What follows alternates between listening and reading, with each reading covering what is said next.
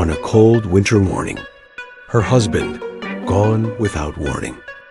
And just as the pain overwhelmed her, someone knocked on her door, not with flowers, not with promises, with silence, with presence, with care. This is not a love story that begins with fireworks. It is a quiet kind of love, the kind that lasts.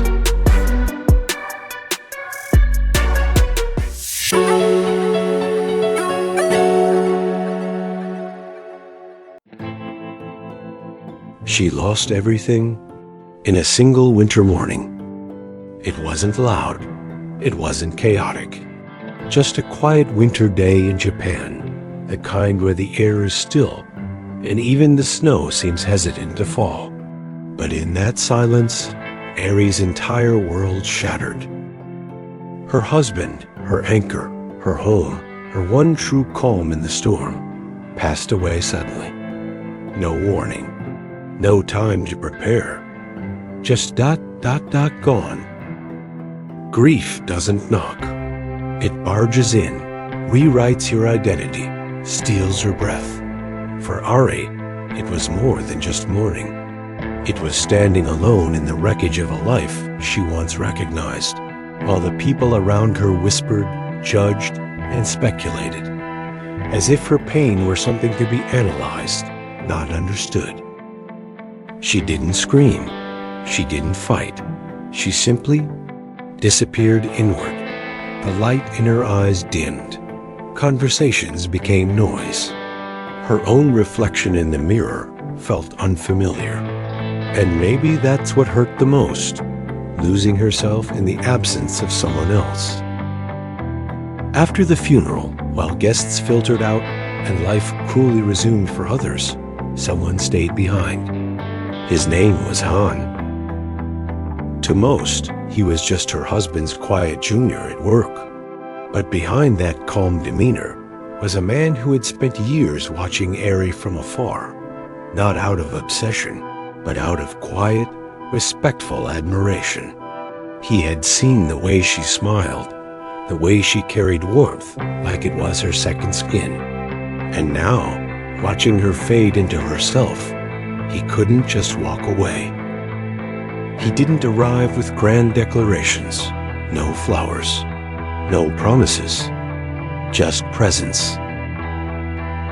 He showed up gently, the way you might approach a wounded bird, unsure if it would fly or collapse in your hand. He spoke little, asked nothing, judged no one. He simply sat beside her, allowing silence to be what it was, not something to fix, but something to share.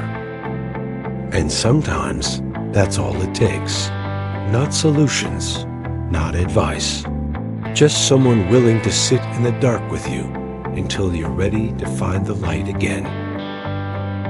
Airi didn't know how to respond at first. She wasn't sure if she even had the right to feel comfort. But something about Han's presence, patient, quiet, human, chipped away at the numbness. Maybe it wasn't healing, not yet, but it was something, a flicker, a pause in the grief. And in that pause, the story began to shift. Sometimes healing doesn't come with thunder. It comes with dinner.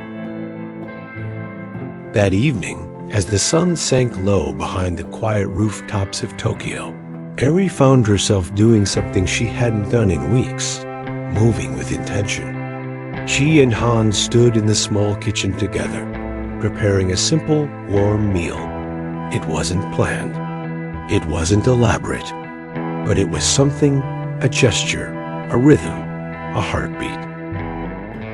They didn't call it a memorial, but every slice, every simmer, every dish placed gently on the table was for someone no longer there. Her husband wasn't forgotten. No. He was remembered in silence in the way Han handled every moment with quiet respect. There was no awkwardness, no pressure to smile, just space to feel. whatever she needed to feel.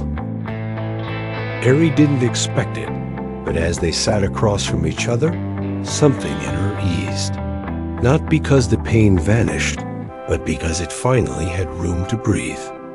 She found herself talking about the little things, the weather, the tea shop down the street, her husband's strange habit of humming off key while doing laundry. Han didn't interrupt. He didn't offer cliches. He just listened, fully, completely, with the kind of attention that made you feel seen, even in your quietest moments. And the strangest thing happened. The air didn't feel heavy. Somewhere in the conversation, she laughed. Not a loud, carefree laugh, not yet, but a soft, surprised kind of laugh, like she had just remembered she still could. Han noticed. He didn't point it out, but in that moment, he made a silent promise to himself, not to replace anyone, not to fix what could never be undone, but to simply be there, to hold space, to be someone Airi could lean on, even if just a little at a time. The hours passed without effort. Time lost its sharpness. They talked until the candles burned low and the sky turned ink black outside. And Airi, who had spent so many nights locked in silence, realized something. She wasn't as alone as she thought.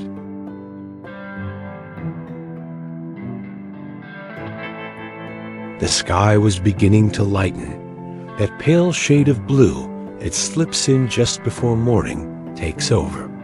Inside the apartment, the silence felt softer now.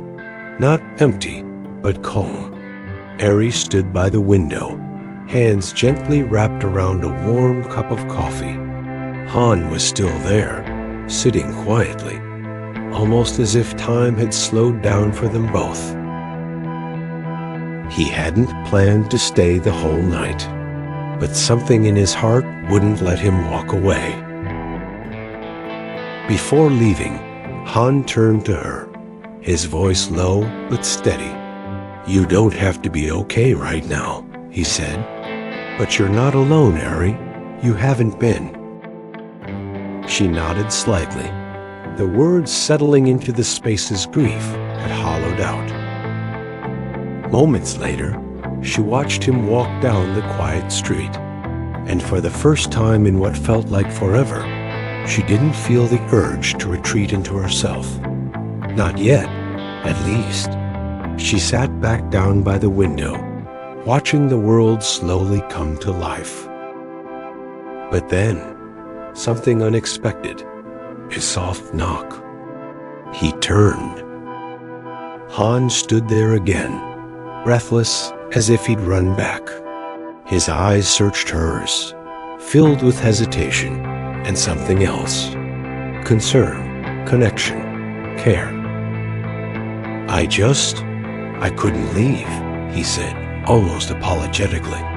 "I kept thinking about you here, by yourself." And in that moment, something inside Airi shifted. Not a grand, cinematic moment, not fireworks or sweeping music, just a heartbeat, a realization, a quiet truth rising to the surface. For so long, she had been surrounded by noise, the judgment of others, the weight of grief, the echo of a world that kept turning without her. And yet here he was, not asking anything, not offering a solution, just being. A small tremor passed through her chest, one she hadn't felt in a very long time. It wasn't romance. Not yet. It was recognition. That deeply human understanding that someone sees you, not the version of you that smiles for others, but the real you, the hurting you, the unsure, vulnerable, still figuring it out you. Airi stepped aside and let him in again. No words, just a soft gesture that said more than a sentence ever could. And for the first time since it all began, she believed she might be okay, not because the pain had vanished, but because someone had come back for her, simply because he cared. The days that followed didn't bring sudden miracles, no magical change, no grand declarations, but they brought something better, something real.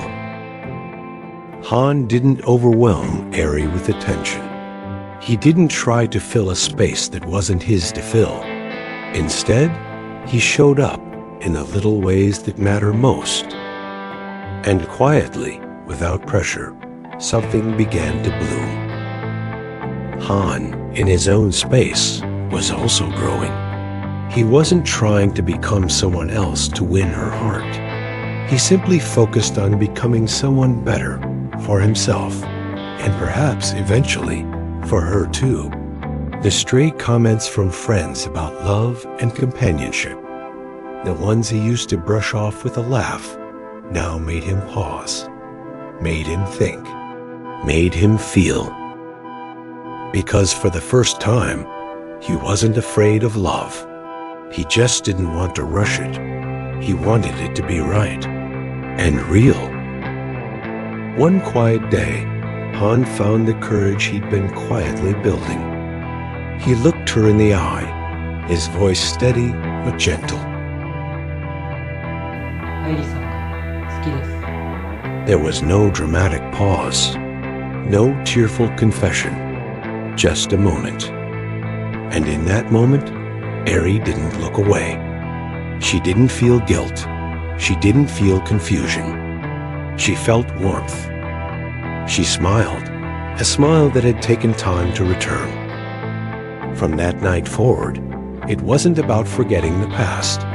It was about honoring it while choosing to live again. Airi didn't lose herself in a new love. She found pieces of herself again through kindness, through patience, through quiet companionship. And Han? He didn't chase a dream of romance. He simply chose to be there. Together, they wrote a new chapter. Not to erase the old one, but to continue the story with hope. And sometimes, that's the most beautiful kind of love there is.